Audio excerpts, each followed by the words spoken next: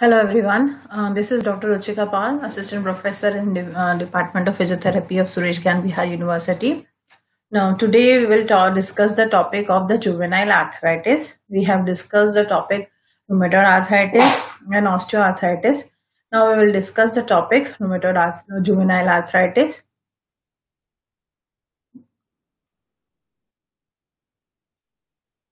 The learning objectives of the online session or of this video lecture is that to enhance the quality of learning and teaching, meet the learning style or needs of the students, improve the efficiency and effectiveness, improve user accessibility and time flexibility to engage learners in the learning process. So these are the objectives of the learning objectives of the online session or the video lectures which we are providing on the Gyan Bihar University. Now, what are the learning objectives in the classes or of the session, or you can say of the topic? So at the end of the class or at the end of the topic, you should know about the classification of the arthritis, causes of deformity, clinical features, diagnostic procedures, or you can say investigation, management of treatment, and operative measures, which we will discuss in this juvenile arthritis topic. Now we have discussed about the rheumatoid arthritis. This is the picture of the late stage of the rheumatoid arthritis, in which the deformity you can see, that is the Botner deformity, ulnar deviation of the metacarpophalangeal joints, and swan neck deformity. These three deformities are very much common in the rheumatoid arthritis. Now, if we are introducing the juvenile arthritis, or we can say the juvenile arthritis in the children. So, the introduction of the arthritis is a common complaint in children. It's said to be present if there is a swelling or effusion in a joint, or if there are any two of the following four features. Now, first is the limitation of the range of motion, pain, tenderness, increase heat. These are all the signs of the inflammation. Now, what is the different in the juvenile arthritis? First of all, it is the common complaint in general. Juvenile, the word is related to children. It is said to be present if there is swelling or effusion in a joint, or if there are any two of the following features, just like limitation of range of motion. Patient is unable to move the fully range of motion or the fully action of the fully movement or full range of the movement. Pain is present, tenderness will be there, or the increased heat. If we touch the joint, we will feel the heat. It can be secondary to an underlying illness or maybe primary disease condition in itself. Maybe from some other condition. So that can lead to the secondary factor which leads to the juvenile arthritis. Or the patient is suffer from the juvenile arthritis first and then further on the other conditions. Clinical assessment. It is based on a good history, and physical examination would provide more diagnostic clues than indiscriminate laboratory test. So these are the clinical assessment which are based on a good history and physical examination. It would provide more diagnostic clues and then indiscriminate laboratory tests. Convenient way to classify arthritis is based on the duration of the illness at the time of the presentation. So we have to take the clinical assessment. We have to take a good history and physical examination. Now it will provide more diagnostic clues. Means however we are taking the assessment and what are we taking the history or in the physical examination, we will go for the other diagnostic procedures which can lead to the diagnosis of arthritis or for the laboratory test. Convenient way to classify arthritis is based on the duration of illness at the time of presentation. Now, what are the convenient way? We have to go for that way to classify arthritis. Sometimes the duration of illness or the time of presentation will show the arthritis classification. Classification of arthritis. Yes. How we can classify the arthritis? Acute arthritis. Acute stage always denotes that it is in the previous stage, or you can say it is the before stage, which we can if the patient will come in the acute stages, it is less than the 2 weeks. arthritis associated with acute rheumatic fever, transient toxic synovitis, and arthritis associated with the Kawasaki diseases, HSP, septic arthritis. This is the serious or aureus influenza, normal meningitis. These can be related to the septic arthritis. So, what happened in the acute arthritis cases? The arthritis with the patient which is having the acute rheumatic fever. Acute rheumatic fever is also present in the you can say in that stage, which is acute rheumatic fever, which is also present in the rheumatoid arthritis. And transient toxic synovitis. Synovitis is the inflammation of the synovial membrane. So it is present in the joint, or it is present in the toxic inflammation which is present in the joint also. Arthritis associated with the Kawasaki disease, HSP. Kawasaki disease is also related to the juvenile conditions. Septic arthritis, it is related to the influenza, aureus, and meningitis. So that arthritis.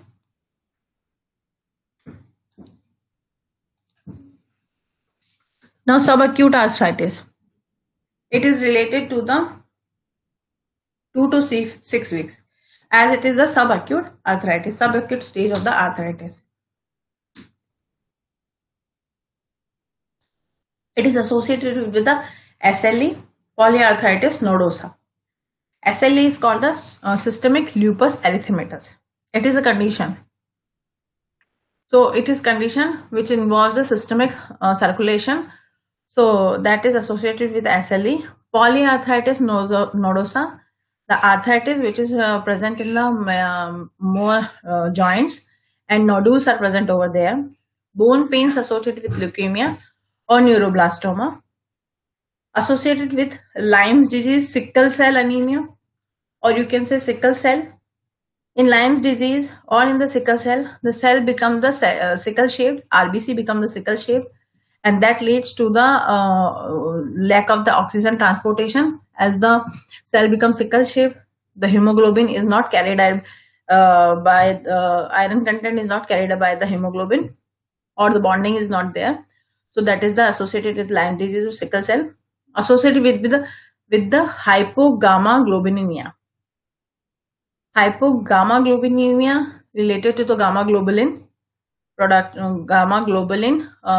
deficiency, and that leads to the subacute arthritis or of the juvenile arthritis. Chronic arthritis, it is present more than the 6 weeks. The patient is of the juvenile idiopathic arthritis. Patients children have the changes in the joints. Ankylosing spondylitis, it is also called the bamboo spine. The spine becomes straightened up, the curvature of the spine becomes lost. So this is called the ankylosing spondylitis. Tubercular arthritis. Arthritis is present in the tubercular arthritis means arthritis, pain, inflammation, or the other condition is present, but the TB bacteria is also present, and that leads to the arthritis. Psoriasis, it is a skin conditions in which the skin is affected, or you can say shading of the skin will be there, dry. So psoriasis is also related with the chronic arthritis. So this is about the 6 weeks of the of more than the 6 weeks of the juvenile arthritis condition. Now juvenile idiopathic arthritis. Term juvenile idiopathic arthritis (GIA) was proposed by the Pediatric Standard, the International League Association for the Rheumatology, that is the ILAR.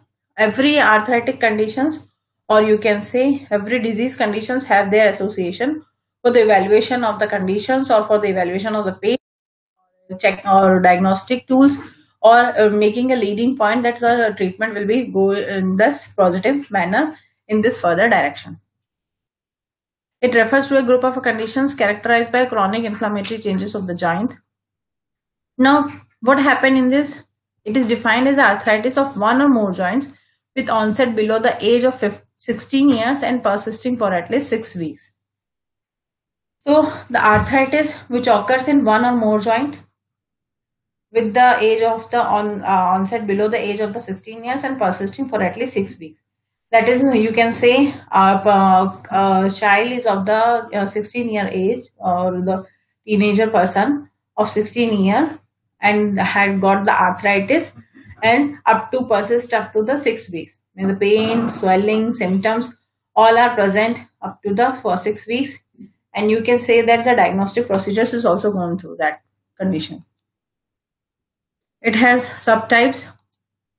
It has following subtypes. You can say subtypes are the systemic circulation involved. In this systemic circulation is involved oligoarthritis, persistent, you can say extended conditions of the pain and swelling. Polyarthritis means arthritis is present in the many joints. Rheumatoid factor is negative, because polyarthritis is also a common or type of the, or you can say subtype of rheumatoid arthritis.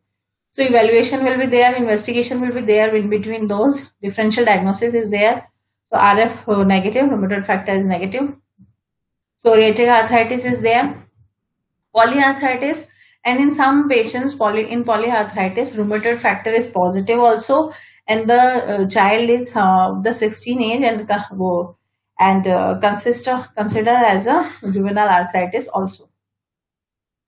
Psoriatic arthritis is the psoriasis is present, skin is affected, skin is also condition. The condition of the skin is not good, and the joints are also involved.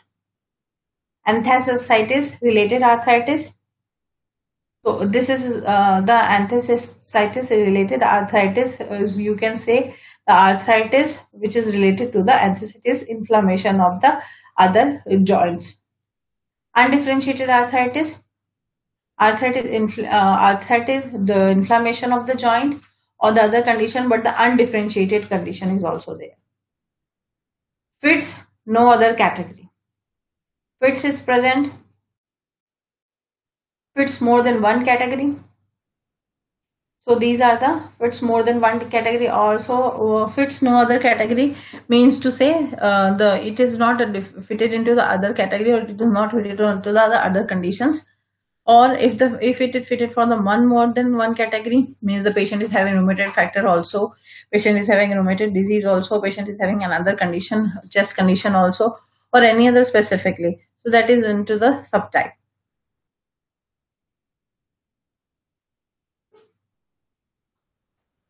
So juvenile idiopathic arthritis, GIA, is not a rare disease.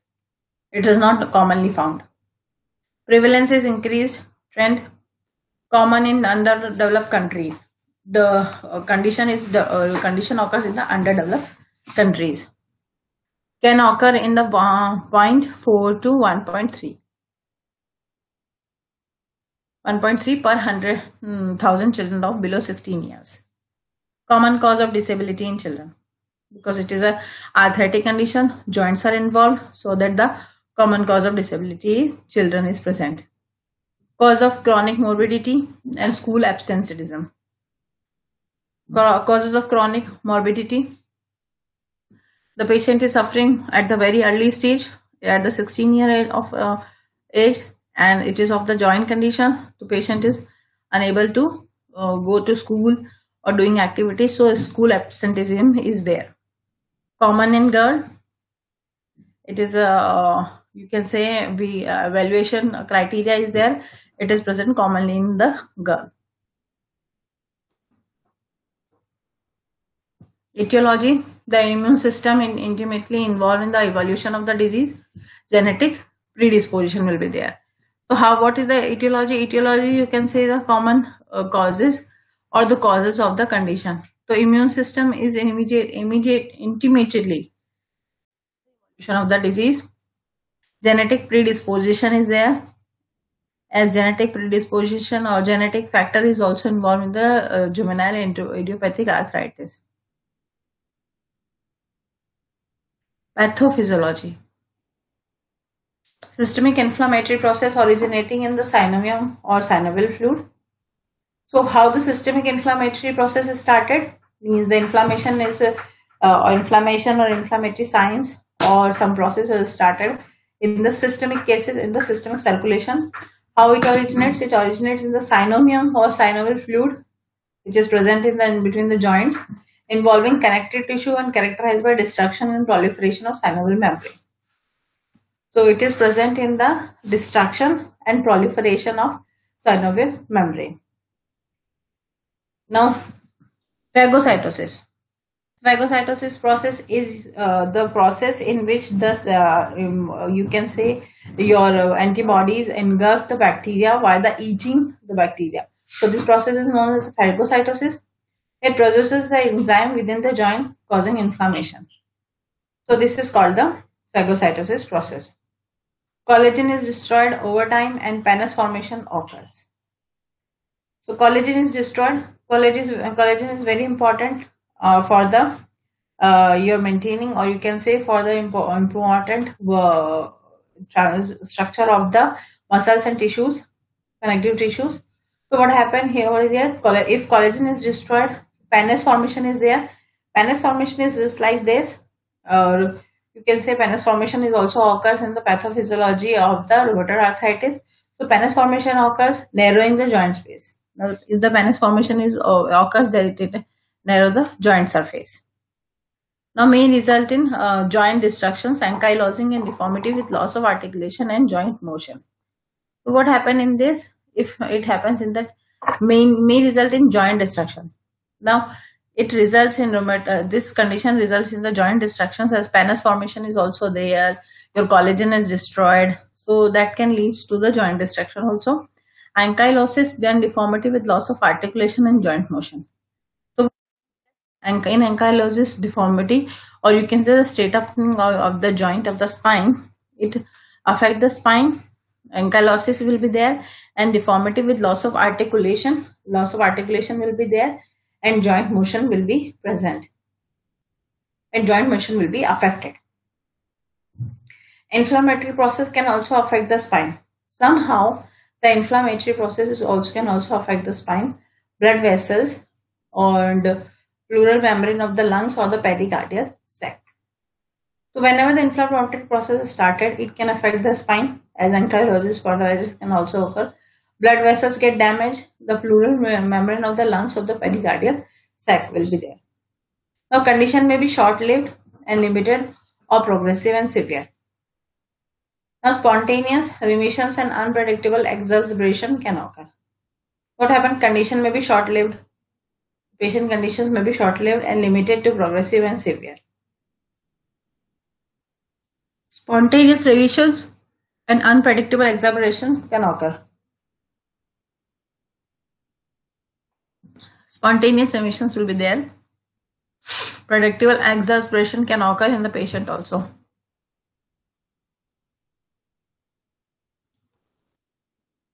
Clinical features. So there is a systemic onset, just as juvenile idiopathic arthritis. About 5 to 15% of patients with GIA may have acute onset of disease with systemic prominent features.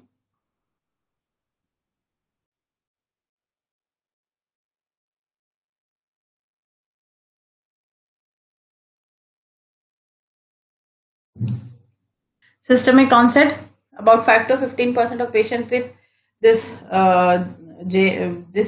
juvenile idiopathic arthritis may have acute onset of disease with systemic prominent features.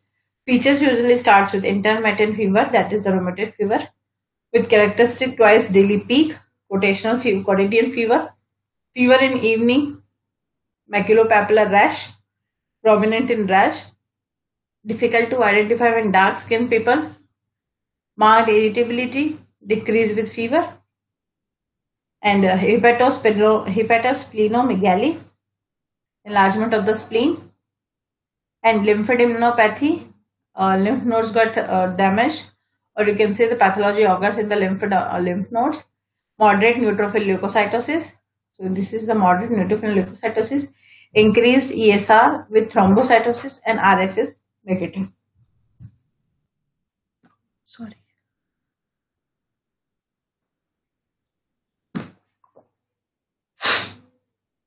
Moderate neutrophil leukocytosis. So erythrocytosis rate is also increased as the inflammation is there, the pain is there, or any other symptoms is also there. So that can lead to the through ESR, sedimentation rate is increased with thrombocytosis. Thrombocytosis is there, and RF, rheumatoid factor, is negative. In this condition, rheumatoid factor is negative.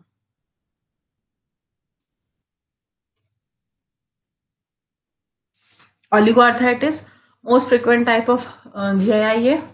About 60 to 70% of patients, 4 or fewer larger joint are affected during the month of the disease. Involvement usually asymmetrical. Joint swelling rather than joint pain will be there. Now, what happened in the oligoarthritis? These are the most frequent type of juvenile arthritis. 60 to 70% of patients, 4 or fewer larger joints are affected during the first 6 months of the diseases. Involvement usually asymmetrical. Joint swelling rather than joint pain. Two subtypes are described: persistent if joint involvement 4 or more less. Now extended if joint involvement is more than the 4. Persistent, in persistent what happened? Joint is involved 4 or less. 4 types of the joint is involved. Extended, and if the joint involvement is more than 4, means if you are having this joint, and elbow joint, if these 3 joints are involved, then this is the persistent, and if the more than the 4, these 3 joints, it is the extended condition of the juvenile oligoarthritis, which includes in the juvenile idiopathic arthritis, and it is the most frequent type, most commonly type arthritis. More common in girls, age of 3 to 5 years. Small joints of hand and feet are involved. Polyarthritis in 25 to 30% common in girl. Joint pain, swelling is more common. Fever and malaise. Fever is the rising of the temperature. Malaise is it's not that much rising in temperature, but the patient got tired very much easily. Or you can say it is very much effective. Malaise can also be related to fever, but fever can be suppressed, or malaise can have other features also. Usually 2 subtypes. RF negative will be there. Rheumatoid factor is negative, occur at any age of the childhood. The knee, wrist and hip joint are mostly affected. Small joint 10 to less involved. Rheumatoid So this is about the common factor. This is against in the oligoarthritis. RF, when the rheumatoid factor is positive? Onset of age is late childhood and early adolescence. In the early adolescence, arthritis is symmetrical. This both joints are involved. Deforming usually typical in small joints, especially metatarsophalangeal. This is in the foot, and is proximal interphalangeal. This is in the hand. Cervical spine could also affected, and rheumatoid nodules also present over this. Psoriatic arthritis. It is also the one of the classification. Present when there is arthritis with association with psoriasis or any 2 of the following criteria features: dactylitis, nail pitting, and psoriasis in first degree relatives. So these features are present in the psoriatic arthritis. Nail pitting, you can say about the nail is got the nail have the pit, or you can say nail got suppressed.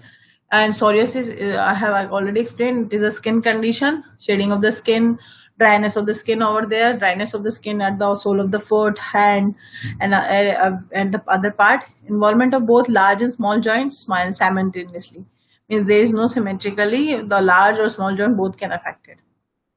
Involvement of the distal interphalangeal joint are important clinical clue for diagnosis. Enthesitis arthritis, the condition is more common in boys older than 8 years. The large joint of the lower extremity is usually affected, and you can say affected, and then later ankylosing spondylitis may develop in adulthood. Self-limiting acute symptomatic irritation iritis may occur. In enthesitis arthritis condition is more common in boys. It is not common in girls older than 8 years old. Larger joint is involved. In generally lower limb is usually affected. Later it rises up to the spine and leads to the ankylosing spondylitis, maybe develop in the adulthood, or self-limiting acute symptomatic iritis. Iritis is the inflammation of the iris. So this is the about the enthesitis arthritis. Sorry. Now characteristic patterns. How the characteristic patterns of the joint involvement is there. Now what happened in that joint involvement? It is the about the you can say begins with the small joints, hands, wrist, and feet and hips. Temporomandibular joints. This is the temporomandibular joints. Your mandible and your temporal bone is connected. The temporomandibular joint is there. TMJ joint, we can say that. Symptoms are usually acute in onset, bilateral and symmetrical. Joints may be hot, swollen and painful. Joint stiffness often occurs in the morning. Deformities of the hand and feet can result from misalignment and immobilization. Progressively involves knees, shoulders, elbows, ankles, cervical and spine. So these are the involvement of these joints and deformities, we can say it occurs because of the misalignment and immobilization. Now laboratory investigation. If we talk about the laboratory investigation, we should recognize the differing pattern of the joint involvement in various type of the juvenile idiopathic arthritis. Synovial fluid aspiration for microsopain culture will be indicated in children with monoarthritis, because septic arthritis need to be included. Sometimes what happen in that, when the patient suffers from the monoarthritis or the only single joint is involved, and then later on if the patient is not taking medicine or patient is neglecting his condition, then the septic arthritis can occur. Septic arthritis can occur. So we have to evaluate the this monoarthritic conditions. Culture will be there for the prevention of the septic arthritis. Complete blood count may be required. CBC. Bone marrow aspiration may be needed if use of glucocorticoids is being contemplated for treatment of juvenile idiopathic arthritis. CRP, rheumatoid arthritis, the test for the rheumatoid arthritis, rheumatic fever factor is present or not. LFT, liver function test will be there.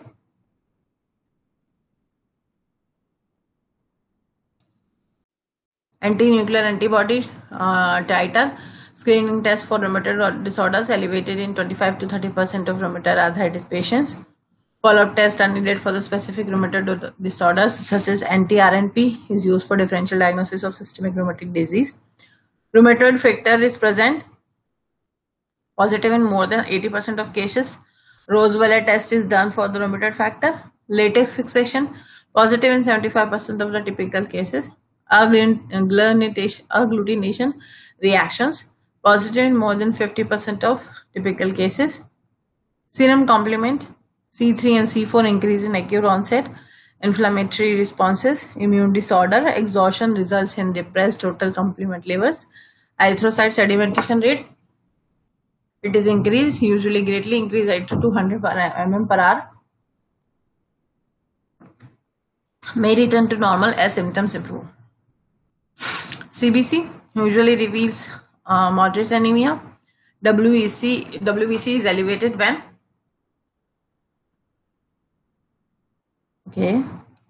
WBC is elevated when, you can say, when inflammatory processes are present. Obviously, it is obvious that whenever the inflammatory process is happen in body, WBC is the most active cells which has to kill the inflammatory cells or which has to cure the infection in the patient.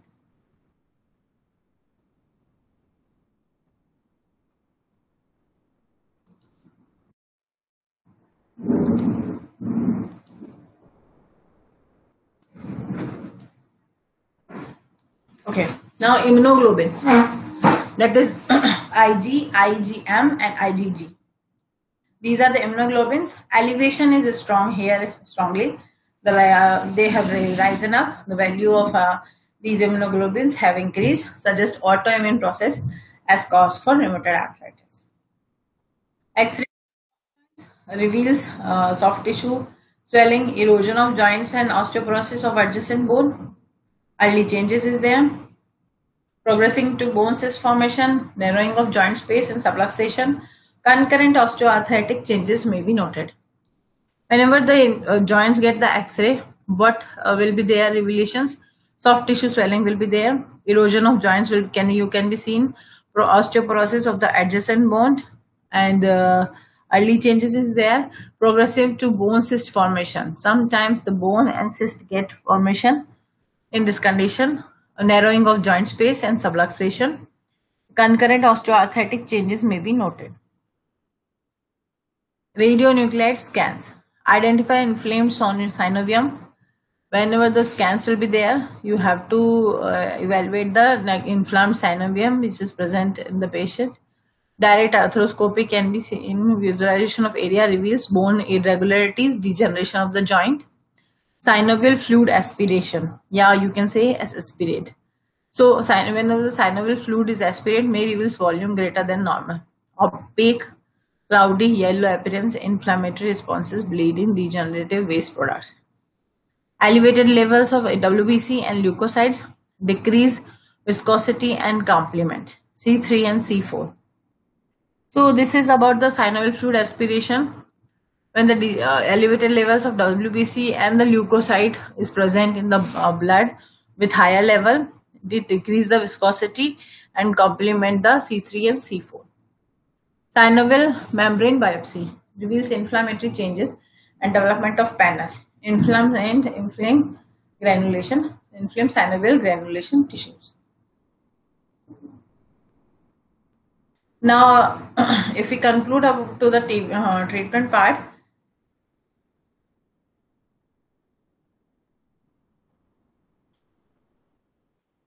multidisciplinary management is needed.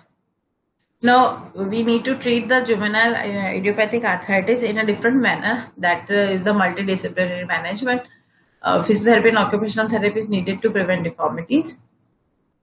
Physical therapy helps to reduce pain, maintain of posture and joint mobility. It improves muscle strength and prevents fixed friction deformities. Ophthalmologist consultation to prevent uveitis. So it is ophthalmologist consultation to prevent uveitis, and uveitis is the inflammation in the eye.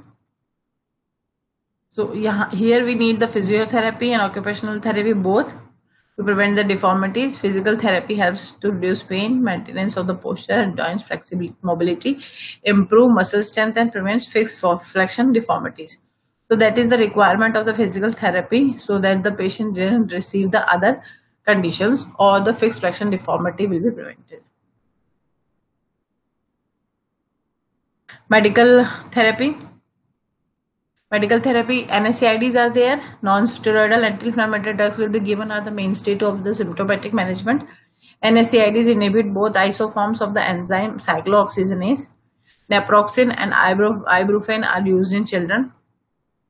Indomethacin is definitely to use in the arthritis. Rey syndrome could develop in children receiving NSAID if there is recurrent viral infection.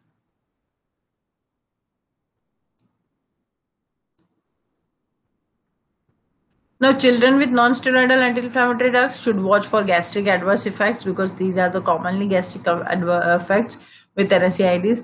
Doses 4 to 6 weeks. Ibuprofen, indomethacin, diclofenac, piroxicam. Analgesic dose is usually half the anti-inflammatory dose.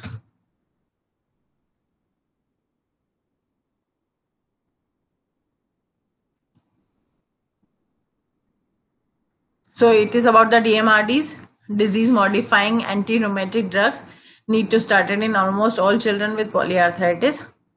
Weekly methotrexate, 15 to 25 mg per M2 per week, given subcutaneously. or orally for management of severe illness. Methotrexate is better in children than older and have fewer adverse effects. So what happened in that?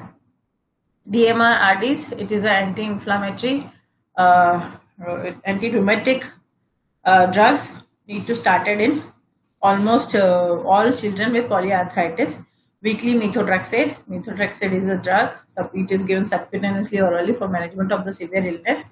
Methotrexate is also better in the children than older and have fewer adverse effect.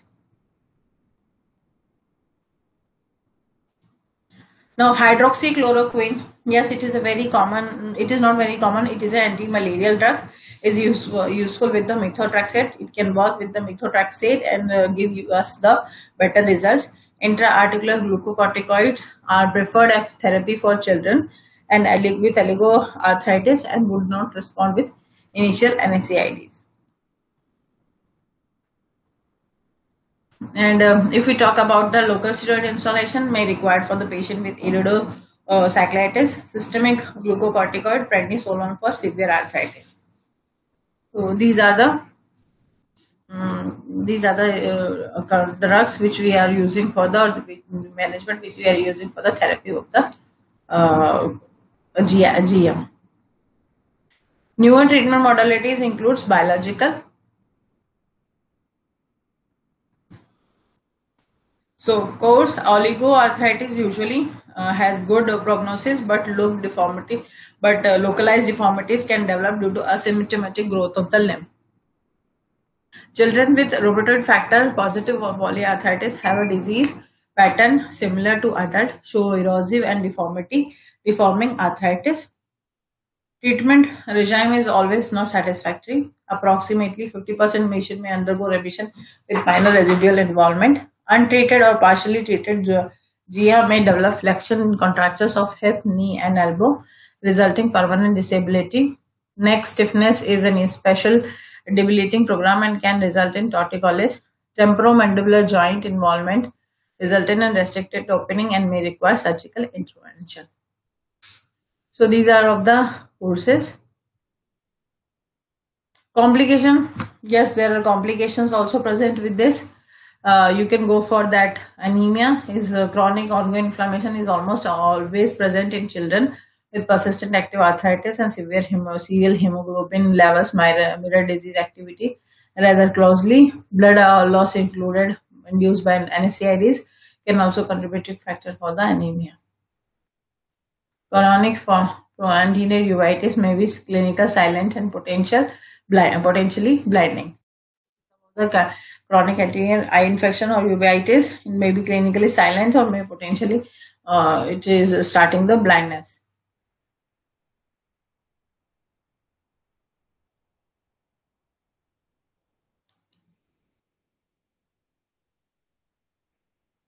So we have concluded about the macrophages activation.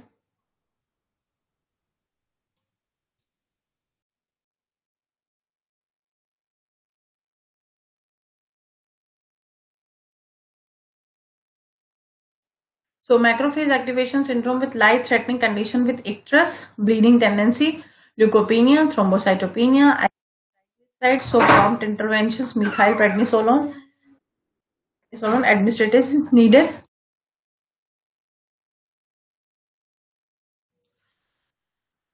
Growth disturbances, secondary amyloidosis is rare complication present with proteinuria and hypoalbuminuria and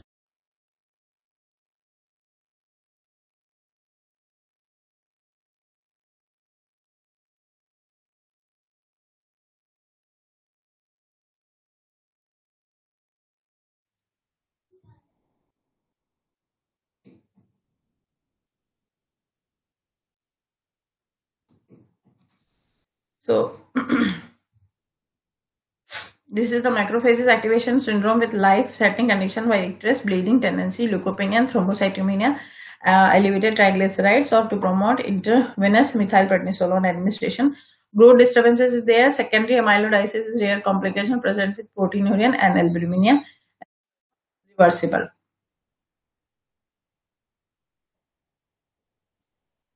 So if we will go for the, you can say, food or fluid may report inability to obtain, consume, educate food or fluids, temporomandibular joint involvement, anorexia is there, nausea is there, may exhibit weight loss, dryness of oral mucous membranes, decreased oral secretions, dental caries. Sjögren's syndrome is involved over here.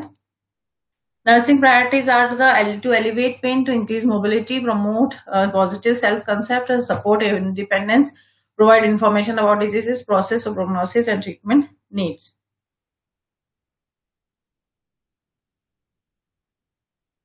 So this is all about the juvenile arthritis. So mostly the other things we will conclude in our next video, so that we will go for the other things and to include the juvenile idiopathic arthritis, how the management is working for the juvenile idiopathic arthritis. So thank you so much. Multiple choice questions for that we will discuss in the later on with the complete topic of the juvenile idiopathic arthritis.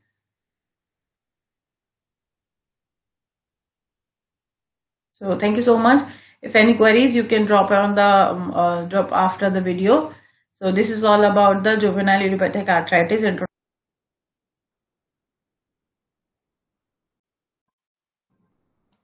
So after the multiple choice questions, we will go for the conclusion of the juvenile idiopathic arthritis. Now the juvenile idiopathic arthritis, the incidence of juvenile idiopathic arthritis in this well-defined population-based cohort is slightly lower than in previously published studies from Scandinavia. The need for orthopedic surgery and the presence of the UITs are diminished compared to studies with patients diagnosed more than 20 years ago. Now, what happened in children with JIA, however, still experience disease activity more than 50% of the time. Or in conclusion, we can say that we still have long-term challenges in the care for children with juvenile idiopathic arthritis in spite of state-of-the-art treatment. And if in conclusion, we will talk about the prognosis also. At the time of receiving a juvenile idiopathic arthritis diagnosis, children and their families often have many questions regarding prognosis, whether it will be cured, or what are the effect of the this juvenile arthritis on the child, or what will be the you can say future of the child, or what precautions they have to follow. So therapeutic advances in management of JIA have made inactive disease and clinical remissions achievable goals for the majority of children with access to modern treatment. Sometimes poor prognostic factors is also included, that is the arthritis of hip, cervical spine, ankles or wrist, prolonged elevation of inflammatory markers, and radiographic evidence of joint damage, including erosion or joint space narrowing. Patients with rheumatoid factor positive polyarthritis often have worse outcomes associated with more aggressive diseases. Despite this probability of this subgroup achieving inactive diseases at least once within 5 years was shown to be 90% in a large study. Research to specific JIA biomarkers is currently underway, or you can say with the goal of forming more personalized treatment plans, reducing medication side effects, and improving remission rates.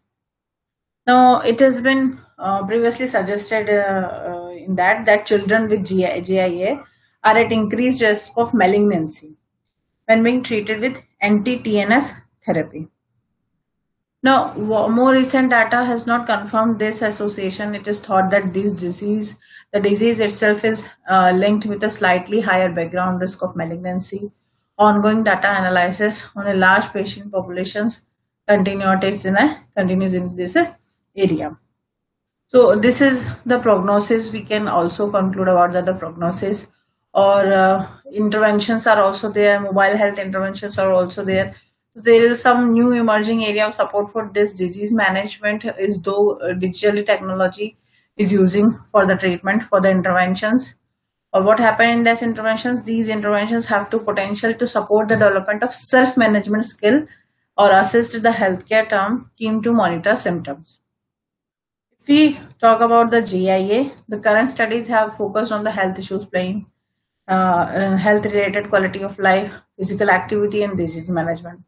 Children and adolescents have used these interventions through a range of devices, including computers, laptops, personal digital assistants also. Now, these allow access to the interventions from home also. And early usability studies, it suggests that the gaining positive feedback by children and adolescents. They are the familiar with the type of technology and report linking these interventions. However, further research is still needed to understand their full potential in supporting children and adolescents living with complex needs. Now, education and employment. Yes, I will just add these few things about this also, that education and employment is also a very important, and it plays a very important role for that juvenile idiopathic arthritis. Most children with JIA will be able to consistently attend school without too many disruptions, even during a disease flare also. Now, what maximizing school attendance involves collaboration between the family and the school and the healthcare team also, and it always boosts up the confidence of the child also. Prolonged or repeated school absence can have academic, social, and economic implications, except in rare circumstances. So they are rarely necessary. Mean to say, if there is a medical or theory, medical appointments will be there for the child. Now, these adaptations may include requiring extra time to get between classes or during examination, using if the person is affected, if the child is affected, some you can say hand deformities, then using the specialized pens, switching to typing rather than handwriting to ease of the condition of the child, or minimizing the load of heavy books or equipment to be carried in a child's school bag. Exact requirements will vary from child to child also, and will depend on the joint affected.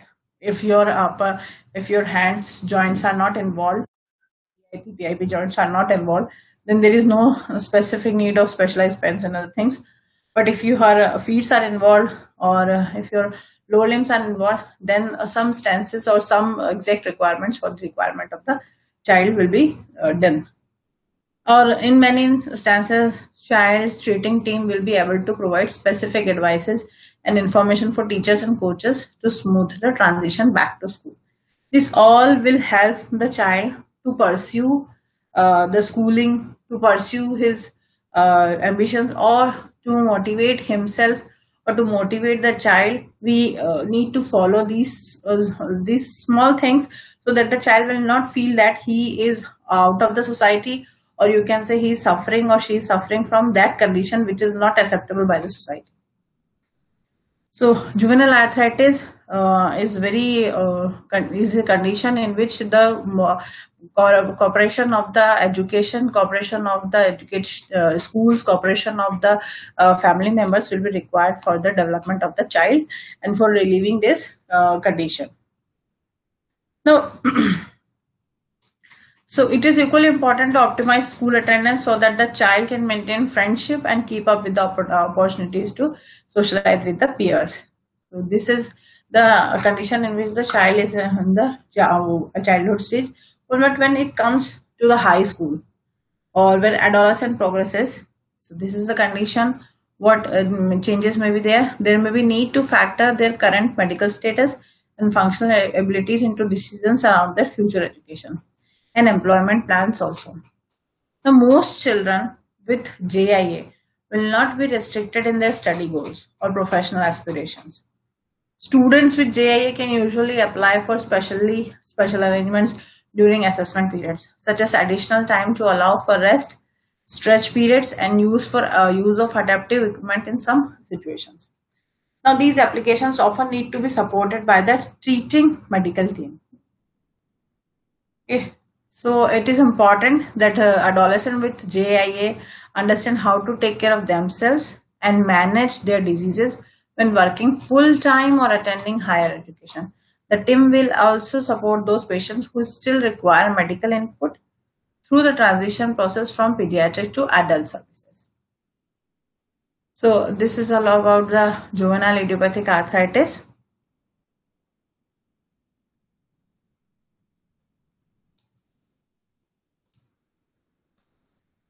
it requires all these things. Now, terminology is also used in this condition. So this OGIA is evolving, juvenile idiopathic arthritis, or it is the most common chronic rheumatic disease of childhood. It is affecting to the 60 to 50 cases per 100,000 population, or incidence or prevalence data may vary across different population and ethnic groups also. It is also it is also divided into the frequency of JIA types, just like oligoarthritis is there, uveitis is there, or there are differences in the age of onset, gender, and disease outcome based on JIA subtype.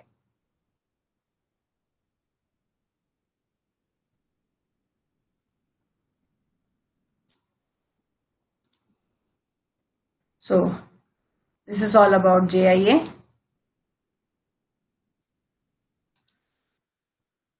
Thank you so much.